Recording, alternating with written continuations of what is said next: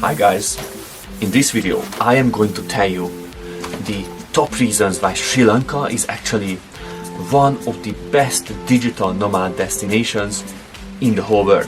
Now, as you may have seen that video, we had an experience where we could survive on Sri Lanka for $250 per month. So the first reason is that Sri Lanka is extremely budget friendly, and of course you have to know where you go to shop. You go everywhere with public buses and you eat as the locals, but it is an amazing experience and you can live on Sri Lanka. I wouldn't say that you can live there for long term for $250 per month, because it was kind of an interesting adventure, but also a struggle as well. But we managed to do it for 3 months and we didn't starve. We had accommodation most of the time, so it was pretty good. But for like $400 you can live on Sri Lanka as a digital nomad, because the prices of accommodations, and we have been to Mirissa, Unawatuna, Daniaya, Colombo, Ella, Bandaravella and Matara, and plenty of places in the 3 months. And we figured that you can have a great accommodation for around $8 to $15 a night. Now, we only had $5 a night at that time, but then we went back and we had a little bit more money, and for $8 to $15 we could have great accommodations with the loveliest hosts. So Sri Lanka is still definitely a budget friendly option. The second reason is, and I don't even have to tell this, it is that Sri Lanka has one of the most biodiverse nature on earth and one of the most beautiful scenery. Like, there are so many elephants in the country. If I remember correctly, there are like more than 5,000 elephants roaming around the country in the national parks, and so many birds. If you check out my website, you can see the pictures of the animals and the scenery of Sri Lanka. So many lakes, rivers, the ocean is amazing.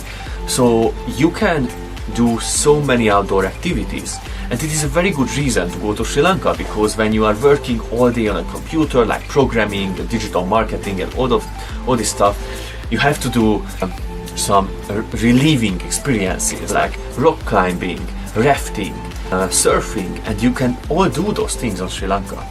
So it is a great reason to visit.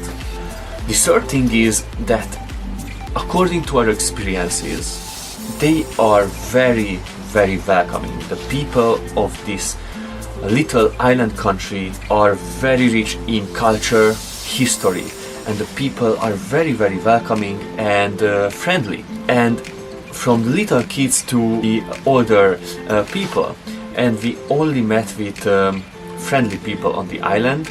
And of course we also try to adapt to their culture and like not bother them or do those crazy stuff that many tourists are doing in these very religious countries, because that is just plain rude. And when you are acting good to the people of Sri Lanka, they are going to be very friendly to you.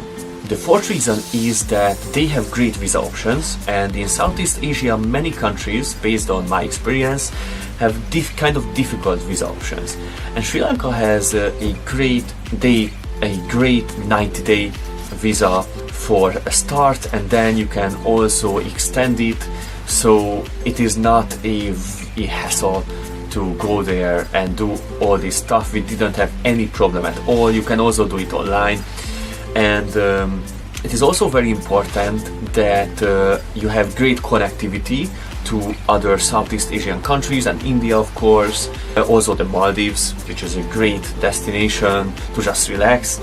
So if you want to visit Sri Lanka, it is easy to go to, and you have great connectivity to other destinations in the region. The fifth and final reason is the food.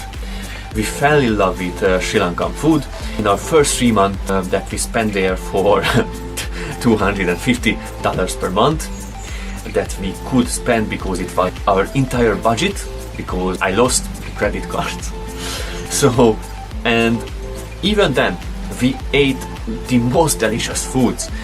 Like the fried rice on Sri Lanka is something else. We have been to countless amount of regions, countries in the world, and the fried rice on Sri Lanka is something else. And also the roti is really good, and their fruit juices, and they are also affordable if you go to the right places. You can also find all these foods for very expensive, but you can find them for very cheap as well.